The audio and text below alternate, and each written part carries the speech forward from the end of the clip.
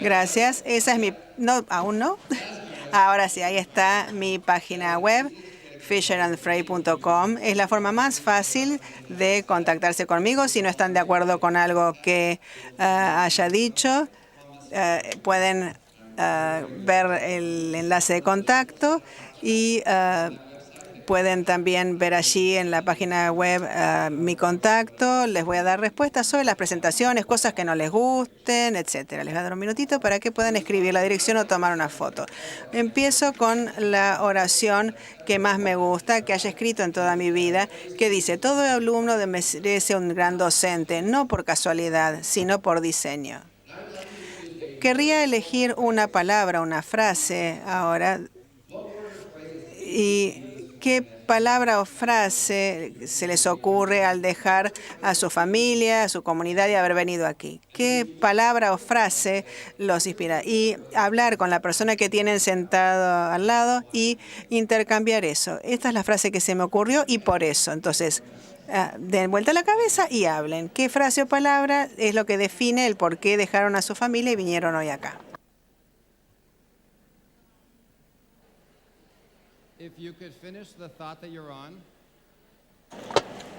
Si pueden hacer silencio. Gracias.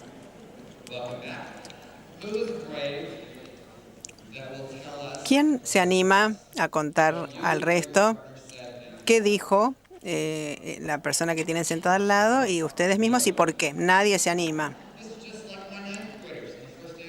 Son como los chicos de séptimo grado el primer día de clase. Nadie se anima a abrir la palabra. Muy bien. Muchas gracias. Aquí hay dos valientes. Necesitamos que usen el micrófono, por favor. Caso contrario, no se puede traducir.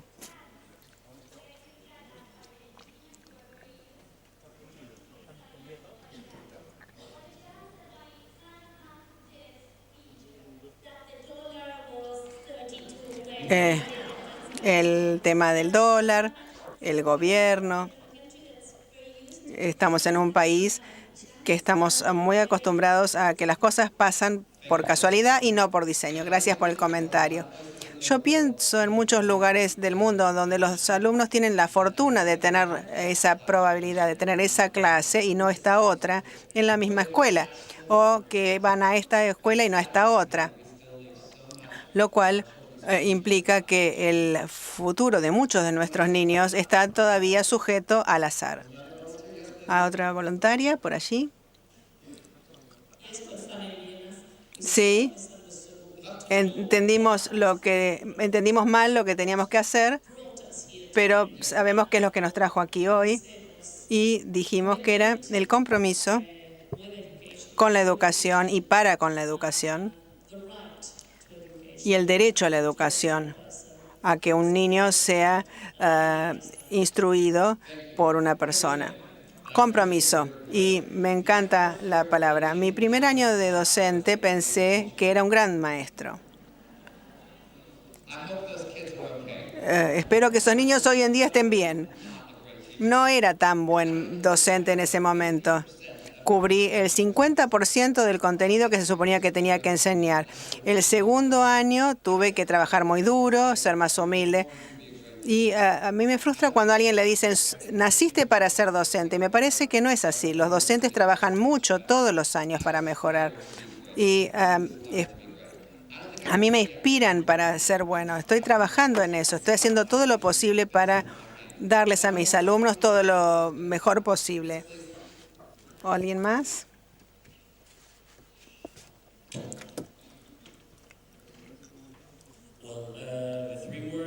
Las tres palabras que se nos ocurrieron son desafío, aprendizaje y mejora. Todos estos elementos tienen que ver con la experiencia docente y de enseñanza. Desafío, me gusta. Vamos a hablar mucho de desafío después. Yo creo que nuestros alumnos merecen el desafío y tienen que vivir esas fantásticas experiencias que nosotros diseñemos para ellos. Rápidamente voy a utilizar el trabajo de John Hattie. Para los que no lo conozcan, este libro en blanco, Visible Learning, es el más vendido en la historia de la educación académica. Es el libro que más copias ha vendido. John Hattie es un australiano que resume la investigación hecha en el mundo en resultados educativos. Su base de datos hoy tiene 300 millones de niños y alumnos, y para crear esa base de datos él creó un barómetro. Un barómetro donde algunas cosas que nosotros hacemos como docentes que tienen un efecto negativo, nocivo en el aprendizaje de los alumnos. Algunas cosas que hacemos, por otro lado, tienen lo que se llama un efecto de desarrollo. No tiene nada que ver con ustedes, sino que el alumno creció un año más, es un año más viejo, lo cual no está bueno. Y después el docente promedio en todo el mundo que tiene medio año de aprendizaje. Y después está la zona del efecto deseado, donde el alumno aprende el contenido de todo el año en lugar de medio año como en el caso anterior. Y yo quiero trabajar en esta zona, en la zona de los efectos deseados. Y así voy a lograr que mis alumnos tengan todo un año de contenido de aprendizaje equivalente a su año en la escuela. Y hay otros que aprenden más, un año y medio.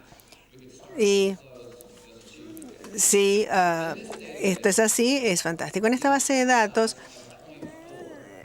un efecto de 0,4 equipara a un año de aprendizaje. Todo lo que les muestre que esté por encima de 0,4 va a hacer que los alumnos aprendan de manera significativa. Esto es lo peor que puede pasar en la vida de un alumno cuando cambian de escuela en el medio del año.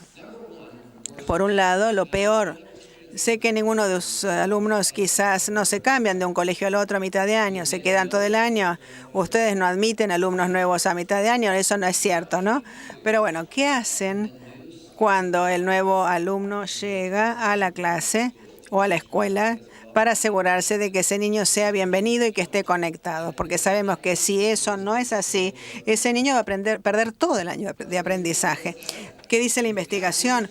Que si ese nuevo alumno dice, yo tuve un amigo cercano o me hice un nuevo amigo cercano dentro de las 3 semanas de llegar a la escuela, el impacto de la movilidad se reduce por la mitad, en un 50%, simplemente haciendo que el alumno se sienta seguro y conectado con los otros compañeros. Y otro 10% se reduce si ese niño dice, hay un adulto en esta escuela que se preocupa por mí. Alguien en quien confío.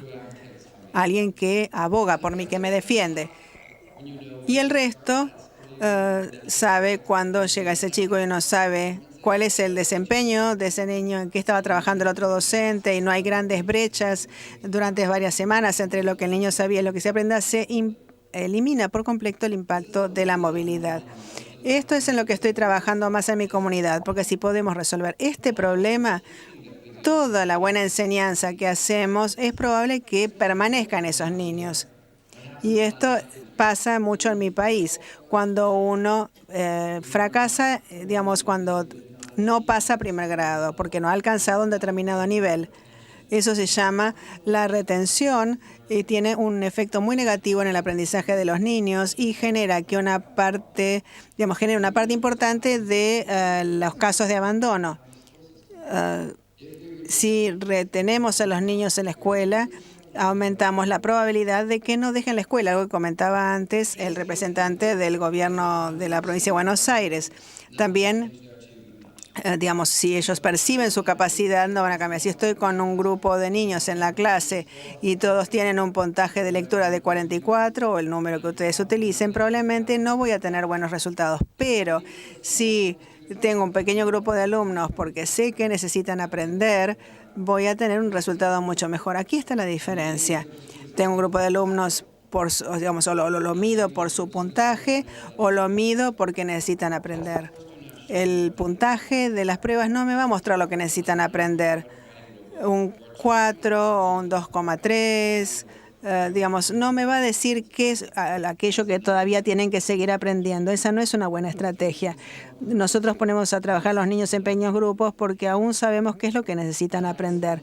Y me gusta esta mucho, que es algo que no se le presta mucha atención, el hecho de enseñarles a los alumnos a estudiar. Es una habilidad muy importante que luego cuando van a la universidad les sirve de mucho. y no vemos muchos estudios en esta materia.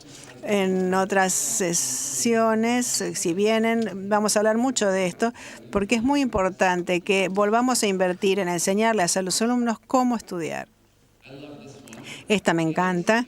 Lograr que los alumnos lean las cosas de nuevo es muy importante y muy bueno para ellos. De hecho, hay pruebas que demuestran que si uno tiene que rendir un examen, el de Cambridge, por ejemplo, las pruebas de Cambridge, ¿sí las conocen? Bueno, hay pruebas que demuestran que en los textos de lectura, los alumnos, si leen el texto una segunda o una tercera vez, el puntaje sube. Pero es un hábito que hay que desarrollar. No es que vayan a empezar a leer 2 o 3 veces los textos así mágicamente. ¿Ustedes tienen alumnos que odian releer? Sí, pasa todo el tiempo. Así que estuve pensando en esto. ¿Hay alguno de ustedes que tengan un niño de 4 años? Sí. Ese chiquito les pasó. Bueno, todos hemos tenido hijos de 4 años que quieren que les contemos el mismo cuentito 2, 3, 4, 5 veces, ¿sí? Los padres nos mandan niños a los que les encanta volver a leer y les devolvemos niños que odian volver a leer. Dejen de culpar a los padres. Somos nosotros. Nosotros seguro estamos haciendo algo en esas aulas de primaria que hacen que los chicos quieran dejar de volver a leer libros. Algo que noté con los maestros de primaria es que suelen decir... Elegí un libro distinto. Ya lo leíste, eso lo solemos decir. Imaginen que tienen 5 años y les encanta esa persona que se llama maestra. Y ese maestro les dice 200 veces, no vuelvas a leer ese libro. Ya lo leíste. Vamos a dejar de querer volver a leerlo. Los chicos se hablan entre sí en clases, duplican la velocidad de aprendizaje. Nosotros establecimos en mi escuela o en mi distrito una meta. No hablo de las políticas, regulaciones, establezco metas, el 50%. 50% de las instrucciones son de interacción de alumno a alumno que usa idioma académico, el idioma de la instrucción. Cuando enseñamos en español, se reproduce en español. Si hablamos en inglés, se reproduce en inglés durante al menos el 50% de esos minutos. No hablo de 50 minutos consecutivos. ¿Ustedes alguno enseña a chicos de 5 años? Es muy difícil tener 2 horas de hablarles a los chicos. No lo van a lograr. Entonces quizás sean 3 minutos de mí, 3 minutos de ustedes como vos, yo y así. Pero apuntamos al 50% de los minutos, interacción alumno-alumno, usando idioma, lenguaje académico, produciendo trabajo. Y si vemos los logros, mi sistema de escuela es el número 1 en California. Y no hicimos nada por magia. Entre México y California, en la frontera, salvo que los chicos se hablan unos a los otros todos los días usando idioma de lenguaje académico. ¿Cuál el efecto número 1 sobre el aprendizaje de los alumnos? Se llama eficacia colectiva de maestro. Esto es lo mejor que podemos hacer. Número 1, un grupo de maestros se reúne y dice qué es lo que tienen que aprender los alumnos, cómo van a saber que lo han aprendido y qué van a hacer con aquellos que no aprendieron. ¿Les suena familiar como la comunidad profesional de maestros? Eso es la mitad. La otra mitad de ese grupo de docentes cree que esos alumnos pueden aprender realmente y esos alumnos creen que tienen el poder de lograr que esos alumnos aprendan. Y no es solo el proceso, también es el sistema de creencias que tenemos como adultos sobre nuestros alumnos. John Harris tiene 252 influencias. Es muy difícil revisarlas y verlas todas. Pensando cómo compartir algunas cosas que podemos hacer que aprendan de manera significativa. Estamos pensando en... Yo por ahí voy a ver un aula, veo un alumno, me gusta ver qué están haciendo esos chicos. Me gusta ver el contenido del currículo del programa que están aprendiendo. Y esto lo vemos en las aulas. Y empiezo a pensar qué pasaría si esos círculos empezaran a superponerse. Entonces tenemos el lugar donde se suponen docente y alumno. Lo pienso como una relación. Y la relación alumno-docente son muy poderosas, potentes, son muy formas potentes de que los chicos aprendan. Me gusta decirlo de esta manera. Los jóvenes no aprenden de aquella gente a las que no les gustan, de los pelados a los que no les caen bien. No tenemos relaciones producentes con los alumnos. Si no lo logramos, no va a aparecer nada. Puede ser la mejor instrucción, pero si no les caemos bien, no van a aprender nada de ustedes. Y algunos tienen colegas que necesitan revisar sus relaciones con sus alumnos. Necesitan ayudar a desarrollar relaciones sanas y producentes. Y espero que podamos pensar cómo ayudarles a cambiar sus patrones de interacción con sus alumnos. Les voy a mostrar un video cortito. Espero que destaque el valor de la relación docente-alumno. Un minuto, por favor.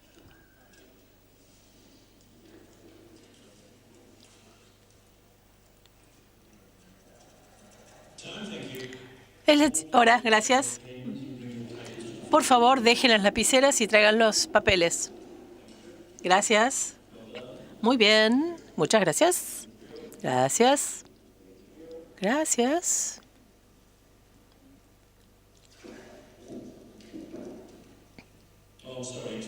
Perdón, tarde. No llegó a tiempo. Fracaso. Perdón. ¿Usted sabe quién soy yo? No tengo la menor idea. Bien. Buenísimo.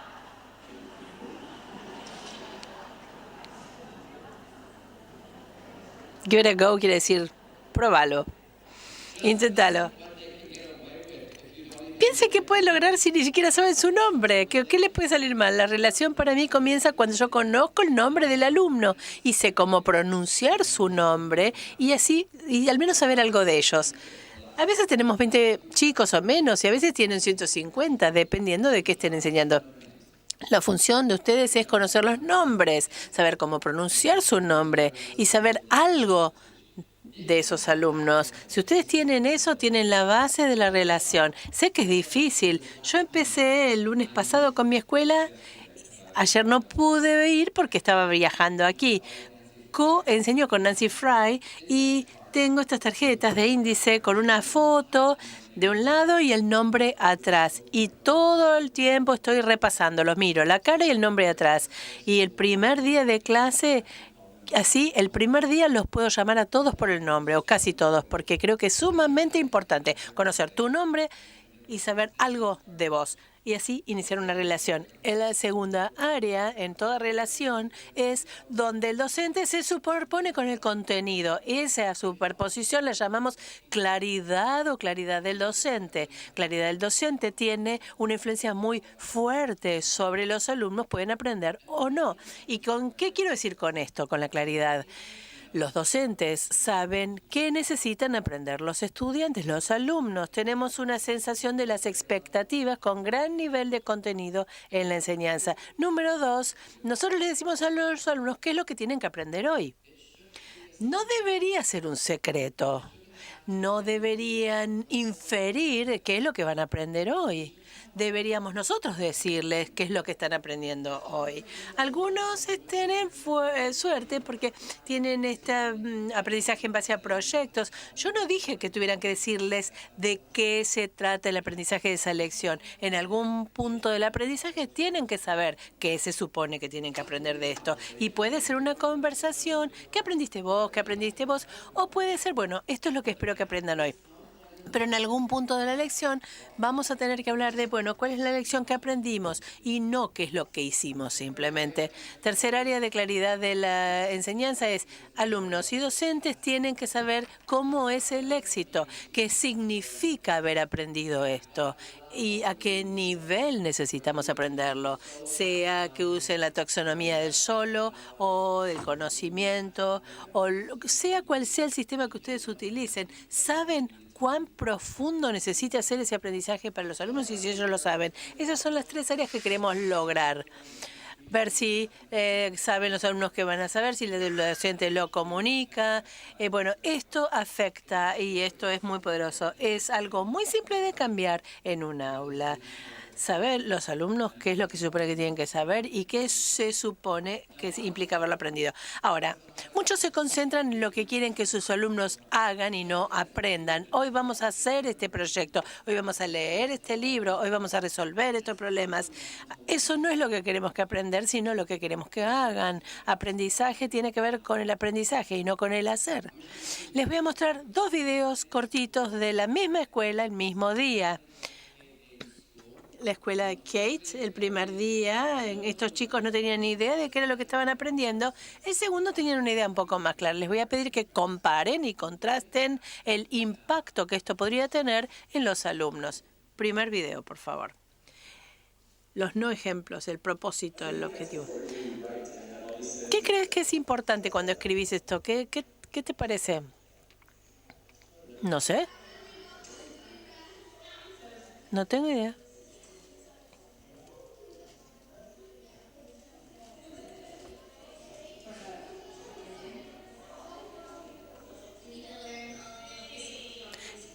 Necesitamos aprender todas las partes de física. Tenemos que acordarnos, poder aprobarle el examen. ¿A quién le estás escribiendo? ¿Quién va a recibir ese papel que estás escribiendo? ¿Vas a compartir ese escrito con alguien o lo vas a guardar en tu carpeta?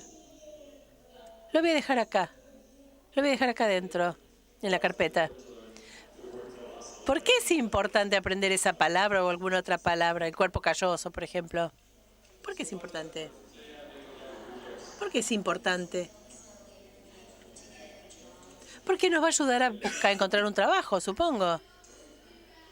En realidad no me importa mucho. Es porque nos ayuda al futuro. Muy bien.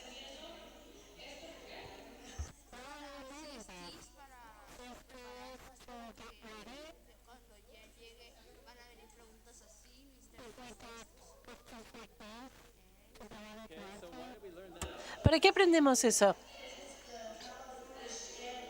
Esas son las normas de California. Los sonidos del silencio.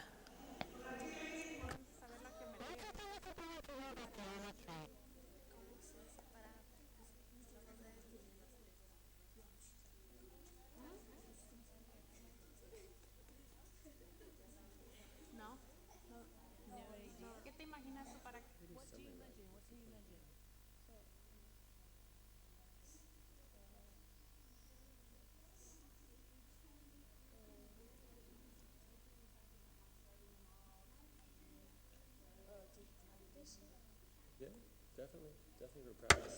Para practicar, sí.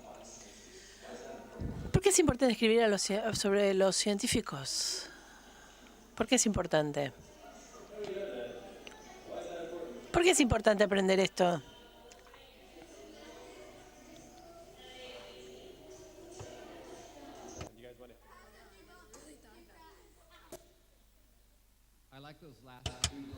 Me gustan esas últimas 2 chicas. Misma escuela, mismo día. Distintos niños. Y estos niños tienen una sensación un poco más clara de qué se supone que tienen que estar aprendiendo. La relevancia, la importancia. ¿Para qué estamos aprendiendo esto? ¿Qué te parece? ¿Para que las historias sean más entretenidas? ¿Por qué crees que la maestra te hizo hacer esto? Para entender y cómo llegar a conclusiones, sacar conclusiones.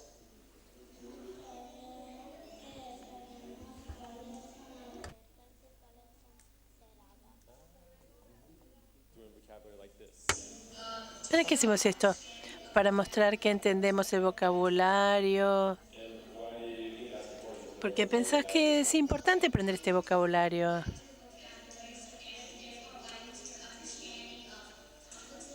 Para poder entender literatura más compleja, no está nada mal. ¿Tenés idea cuál es el objetivo de esto? ¿Para qué estamos haciendo esto? Lo hacemos para saber cuáles son las ideas principales. Aprendemos esto porque somos científicos ahora y estamos tratando de aprender cuáles son las propiedades de la manzana. Tratar de ver cómo describirla. Describe mejor el párrafo y otras cosas que en realidad pueden importarnos.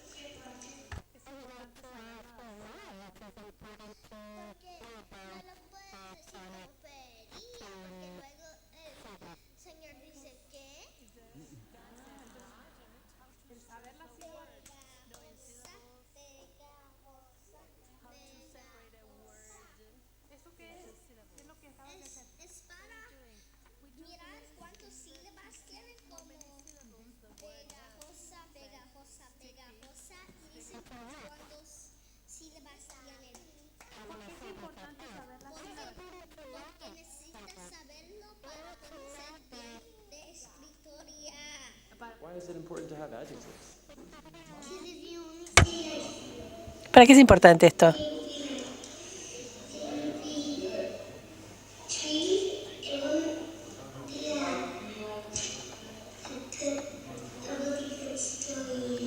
Para poder contar una buena historia. Misma escuela, mismo día.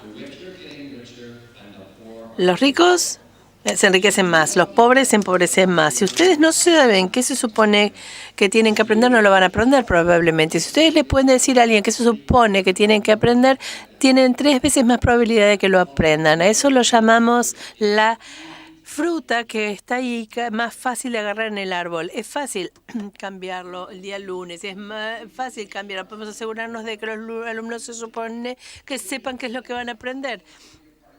Hablen con que tengan al lado. ¿Cuáles son las implicancias que ven ustedes en estos 2 videos? Y ustedes necesitan resucitar como lo que es darles el objetivo tienen el objetivo de cómo resucitar en su aula como si fuera el CPR. Pueden darse vuelta y hablar con su colega. Si van terminando.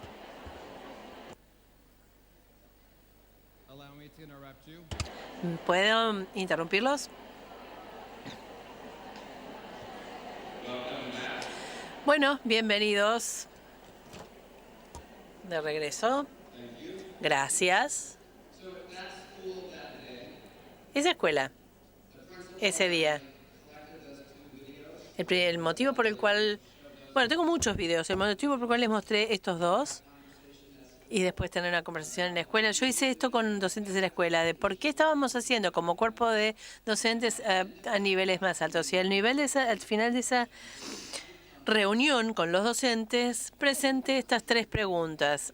Y queremos que los alumnos puedan responder todos los días estas 3 preguntas en todas las lecciones. ¿Qué estoy aprendiendo hoy? ¿Por qué estoy aprendiendo esto? ¿Y cómo voy a saber que lo he aprendido? Y si mañana a la noche se suben al avión, si quieren venir conmigo a American Airlines, mañana a la noche, y si me llevan de vuelta a San Diego y van a la escuela conmigo el lunes, creo que a ustedes les va a costar mucho encontrar un alumno que no pueda responder las primeras 2 preguntas. Somos muy buenas ahora en estas preguntas. Nuestros alumnos les pueden decir qué están aprendiendo y la importancia detrás, por qué lo están aprendiendo. Tercera pregunta, un poco nos cuesta todavía. Muchos alumnos van a responder cómo la docente sabe si aprendieron, pero no cómo ellos saben. Todavía tenemos que seguir trabajando en esta pregunta final. Queremos que los alumnos se adueñen de esto. ¿Cómo sé que lo he aprendido? Y por supuesto, tenemos evaluaciones también de cómo sé yo que lo he aprendido. Y si ustedes no son docentes de aula, si ustedes visitan las aulas de otros docentes, dejen de caminar por la sala y pregunten al alumno, caminen y pregúntale, ¿qué estás haciendo? Esto va a llevar atención, poner la atención a la tarea. Cuando ustedes visitan a otros en el aula, por favor, díganle a los alumnos, ¿qué estás aprendiendo? Y no qué estás haciendo. Tenemos que elevar la educación a lo que hace resultados de aprendizaje y no a los resultados de hacer del hacer. Tercera área es si los alumnos se superponen con el contenido que se supone que tienen que aprender. Y esta zona que se superpone, hablamos de esto como desafío o tareas desafiantes. No creo yo que nuestros alumnos se pongan allí afuera a luchar, a arriesgarse a la humillación, a menos que confíen en el alumno que en el adulto que los está liderando y que sepa lo que están aprendiendo. Esos dos son prerequisitos para tener una tarea desafiante, a mi criterio. No es lo mismo decir soy un docente riguroso en cuanto a talento porque los alumnos no aceptan ese aprendizaje, me valoran. Y si no es así, no puedo lograr ese desafío. Estos son temas muy importantes. Un buen desafío tiene un efecto. El desafío es bueno para los alumnos siempre y cuando confíen y sepan qué es lo que tenemos que lograr de esa tarea desafiante. ¿Escucharon la palabra rigor? Súper popular, ¿no? El rigor. Rigor. Nos encanta hablar de rigor. Clase rigurosa, etcétera. La mayoría no tienen una definición de lo que es el rigor. Volvemos en la próxima semana a la escuela. Junten a algunos docentes y agarren un papel y digan, escribí tu definición de rigor. Va a ser un desastre. Nadie tiene una buena definición. Trabajamos mucho para tratar de ver qué significa, qué queremos decir con rigor. Y para nosotros es un equilibrio delicado entre la dificultad y la complejidad. Dificultad es cuánto trabajo, cuánto esfuerzo, cuánto tiempo le están pidiendo al alumno, mientras que complejidad es el tipo de pensamiento, cantidad de pasos en un proceso, el conocimiento requerido. Yo espero que no hagamos que la escuela sea demasiado rigurosa presionando el botón de la dificultad. Tenemos que pensar en la complejidad y no solo en la dificultad. 9 problemas más de matemática. 9 problemas de matemáticas. Eso es difícil. 9 de esos problemas no aumentan automáticamente la complejidad, sino que sí aumentan la dificultad. Tiene que ver con elegir estratégicamente esos problemas para aumentar la complejidad. 2 ejemplos tomados de un examen que se está tomando en Estados Unidos. Yo lo robé de su sitio web. Este es el primero. ¿Cuál de estos significa prácticamente lo mismo que la palabra gauge, que es medir o evaluar? Medir. Estamos luchando con la equilibrio, medición, seleccionar. Esto va a ser muy difícil para los de tercero que para los de décimo, pero esto básicamente va a ser difícil para algunos alumnos y menos difícil para otros alumnos. Si ustedes son persona nativa de inglés, ¿esto sería difícil? Sí, porque estas palabras las escuchamos todo el tiempo. Pero vamos a probar este. Me encanta el odómetro de un vehículo, registro, traducir los números, ¿no? Millas, ¿cuánto es una milla en kilómetros? Cuando cuando una autopista llega a la bifurcación. Bueno, en realidad no tienen que resolver esto, ¿eh? Yo diría que este problema es más complejo, pero no muy difícil. Si ustedes pueden estimar y entender las relaciones y pueden usar el proceso de eliminación, van a llegar a la respuesta correcta, aunque no tengan idea cuánto es una milla. Aunque no tengan idea qué significan los números, pueden pensarlo si tienen ese proceso. Este es un punto más complejo y no uno muy difícil en realidad. Bueno, estaba trabajando en esta idea de dificultad y complejidad. Me encontré con un artículo que decía esto. Este tipo, que se llama Mark, está fascinado con el número pi, la letra pi. Él tiene el récord de tratar de poder recitar el pi más largo que cualquier otro en el mundo. 15.314 dígitos. Yo a los 3 dígitos me quedé sin números de pi. 3.14 y se terminó. Él conoce 15.314 dígitos para pi. Y él tiene el récord mundial. Yo sostengo que esta es una tarea muy difícil y no compleja. Me preocupa que los padres de su comunidad celebren o festejen cuando los chicos hacen cosas difíciles y no cosas complejas. Y ustedes necesitan también educar a los padres para enseñarles a ellos a celebrar, a festejar cuando los chicos hacen cosas complejas y no solo difíciles. Esto es memorizar, simplemente. Es una impresionante tarea de memorización. El tema es, ¿para qué quieren memorizar esto de 15.000 dígitos? Él lo logró. Simplemente no es muy complejo.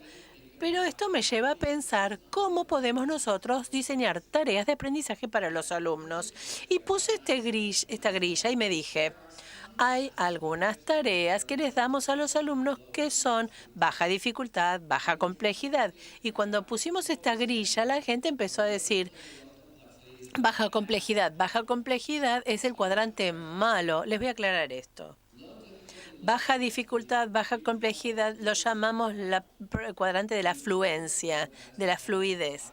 A esto lo llamamos como automaticidad. En la psicología se llama hábito. Uno desarrolla un hábito, uno no lo desarrolla, lo tiene. Nuestro objetivo como docentes es enseñar al punto en que las cosas que los alumnos ya han aprendido sean automáticas. Es un comportamiento fluido. Algunas de las tareas que les damos les permiten practicar su fluidez, su fluencia. Si todos les damos tareas que les permitan practicar la fluidez, nunca van a crecer a niveles más altos. Tenemos que lograr el equilibrio en las tareas que les damos. Algunas de las tareas que les damos están relacionadas con la estamina, la perseverancia, con el atenerse, el mantenerse y seguir.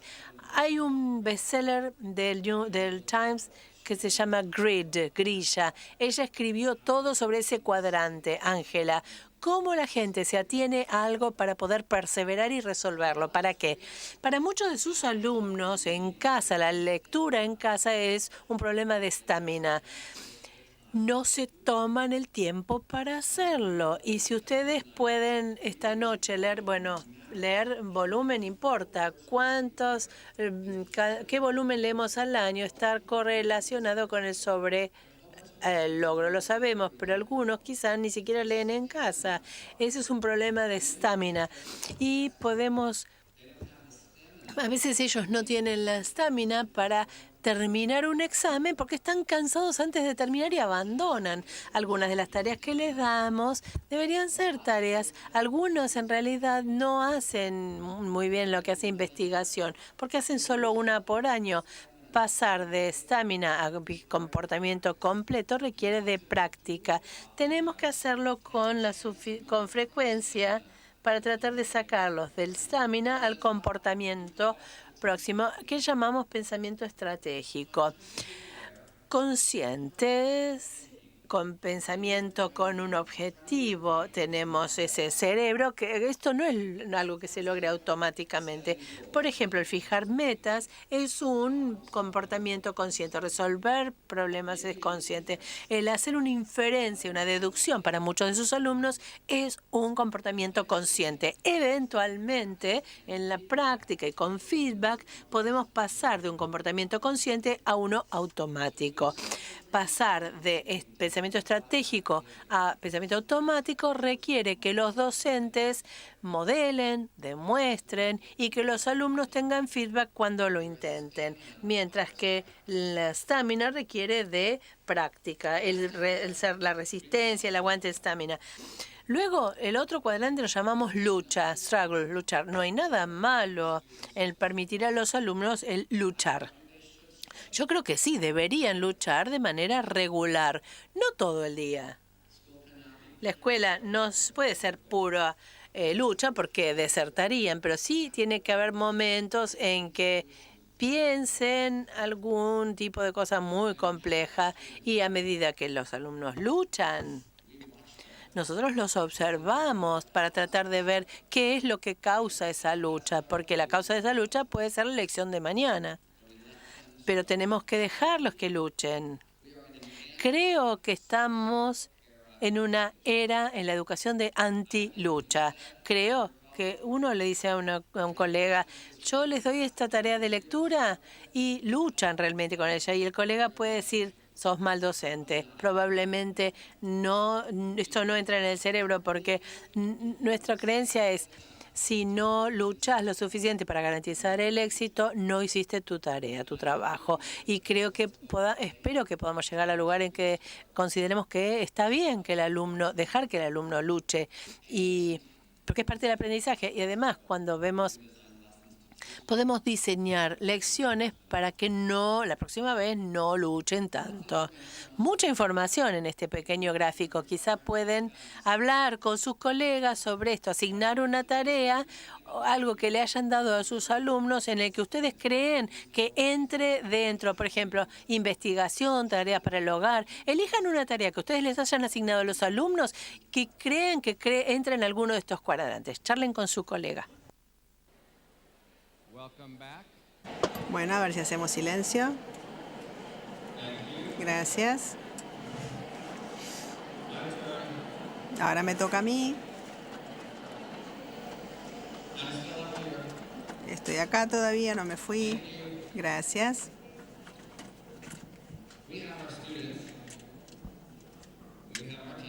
Tenemos los alumnos, tenemos los docentes y tenemos el contenido que se supone que los alumnos tienen que aprender.